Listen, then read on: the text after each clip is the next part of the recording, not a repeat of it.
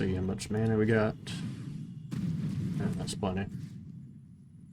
Peer into the abyss. Draw a ton of cards. Here's a ton of triggers. 43. I think that's enough.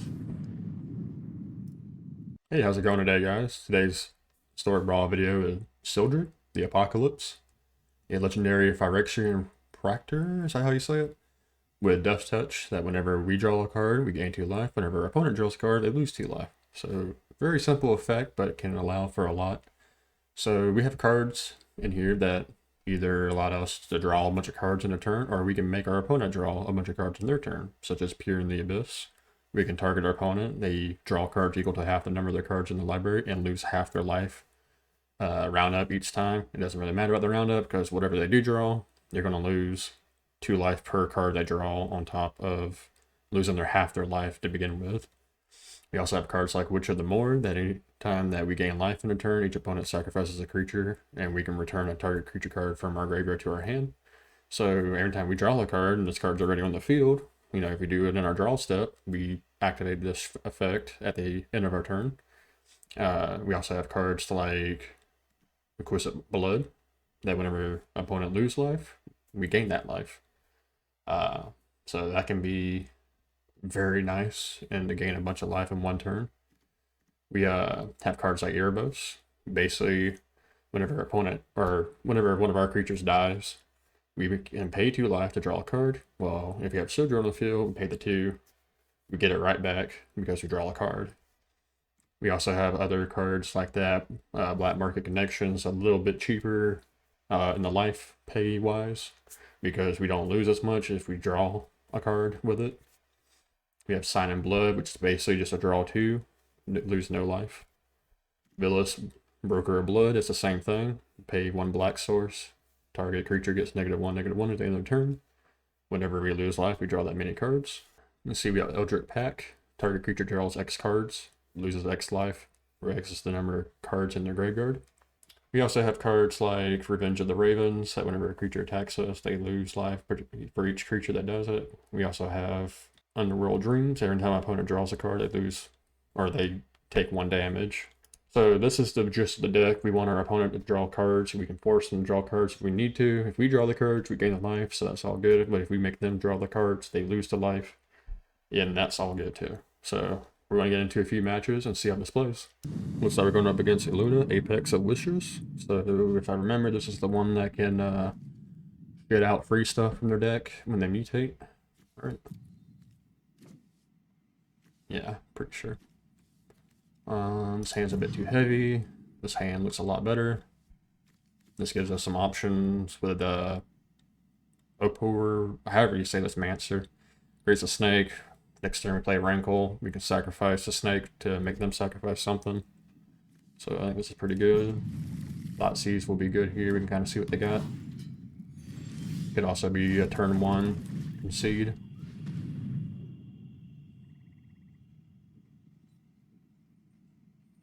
So Brainstorm,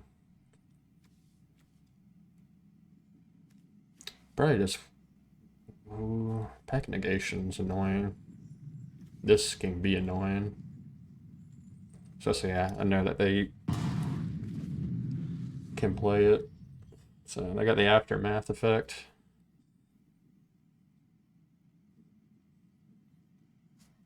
Honestly, I don't care if they play Pack Negation, because they'll have to use it eventually. And when they do, they'll tap themselves out for a turn almost, if not.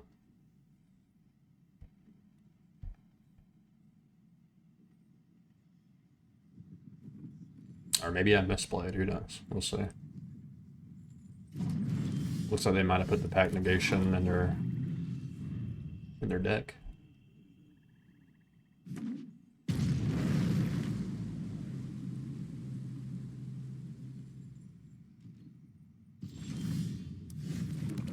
So let's see if we can play Mancer. Seems like they might have a counter spell. They could be the Pack Negation. That's probably what it is.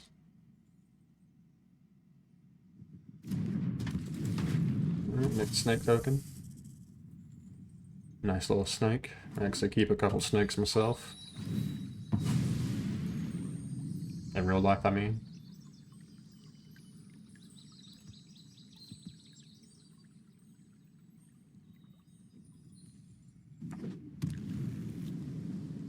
So what did they need to mutate? They needed essentially 6 mana to do that.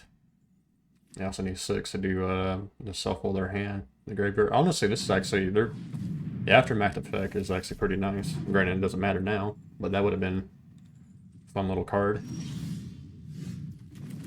So we'll play out Rankle just because I'm sure that they want to negate our commander.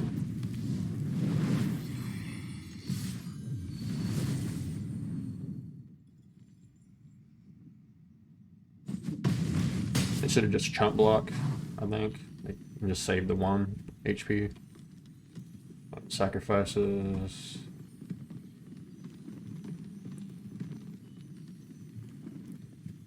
So we'll just do all 3. Because we got a ton of lands in our hand. I'd rather draw something.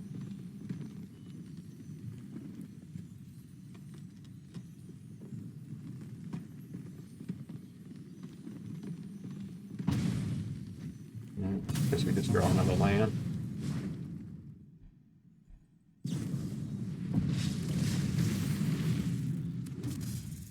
So they amassed 1. I feel like they should have kept that. Or maybe they're looking to mutate. Granted, we'll just do what we did with Wrinkle again.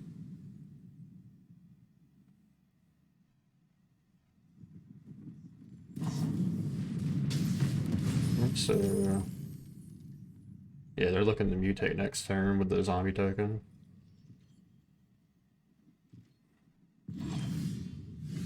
And there's a Pier in the Abyss. So attack on everything.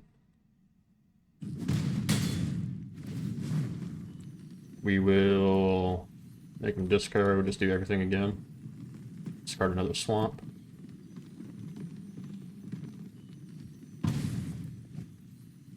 Sacrifice. Play it out. See if they negate it now. And they do, that's what I figured. So now they're tapped out of the lands for a turn.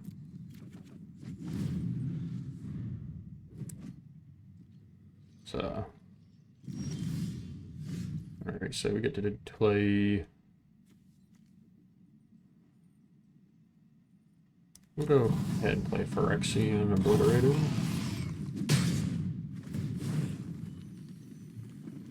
We'll draw a card to see if we get a land.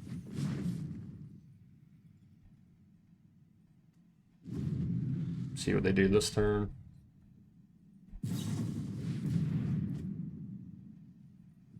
So they have enough mana to play or mutate if they can keep a creature on the field. Problem is,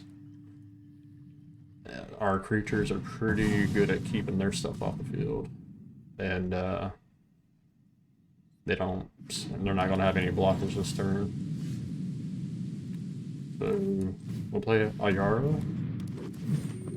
Just because of the point of damage.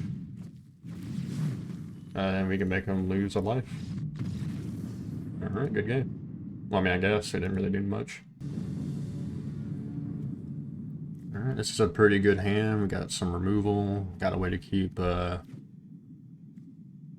Sheoldred out for a turn if we can get Ghost Form and a turn 1 Thoughtseize. If you hear any snoring, that is my cat. He is sleeping behind me. He's very loud. Also, if you hear any other background noise, I apologize. There's a lot of just noise in general in my house. So, you know, testing out this new mic, there might be new noises. There might just be background noise that I don't know about yet.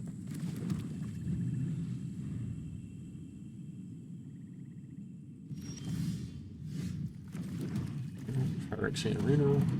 Looks like they might have missed a land.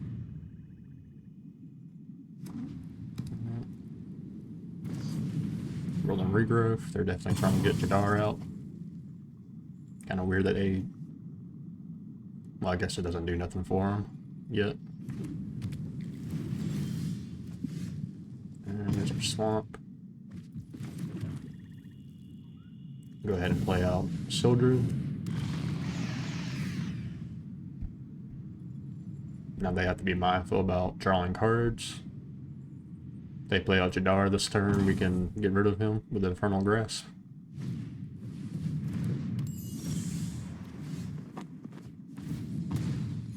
Alright, so we kind of want to get rid of that too. Because this card can be nasty. Let's go ahead and put a Ghost Form on Sheoldred. Infernal Grasp. I didn't think about that because they would have got a Ghost Form on theirs. That would have kind of defeated the purpose. So next turn we can Mastermind for Peer into the Abyss. Looks like they're still missing a color.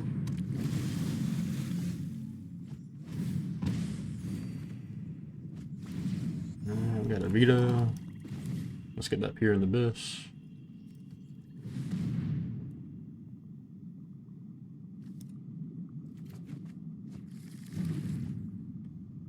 This costs 5, so we'll just keep whittling their life down.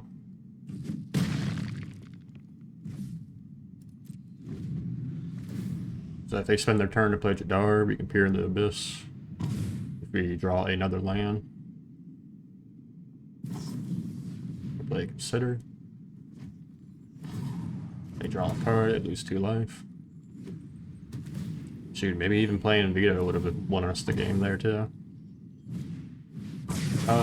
Doesn't matter. Or maybe we'll just regenerate. I don't know enough. So if you know if Ghost Form would have worked here. I don't know. So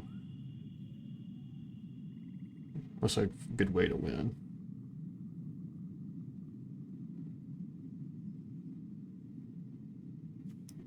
Go for a Veto. Let's go for a Veto and Correction and Obliterator. Yeah, Blood Chief's Thirst to get rid of Jadar.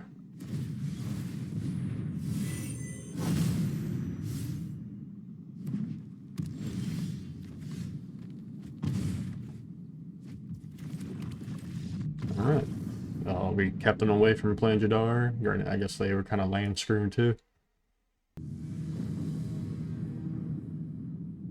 Alright, going up against Dawnheart.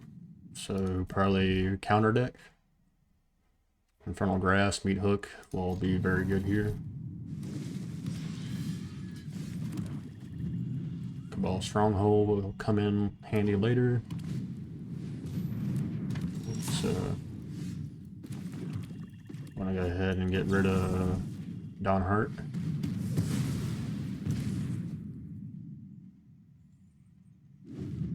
I feel like I don't know, it can be different for every commander, but I feel like you shouldn't play your commander, like if it's like a 2-cost commander, you shouldn't play it like on the first chance you get. Let's see what else they got in their hand.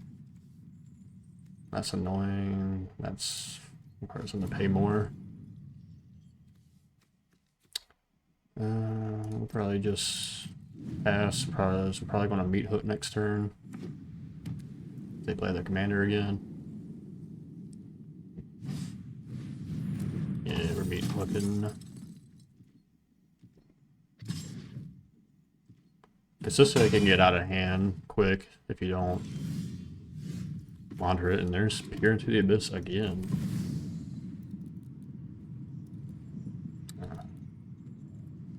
Pay the 2. Get rid of their board again.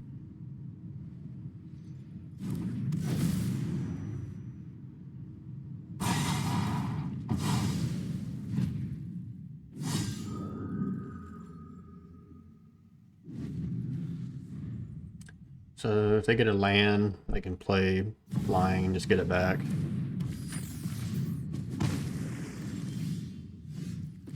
Play our commander. Pass the turn.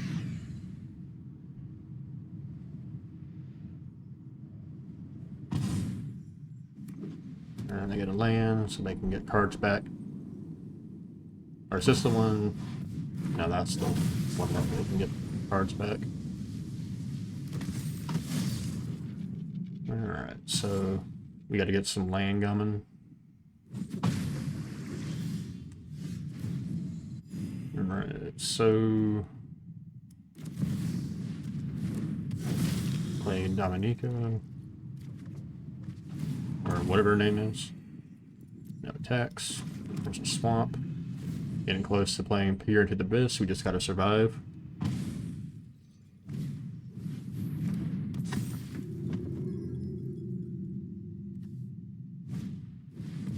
Grow from the asses. I think we're close to being able to play Peer in the Bush.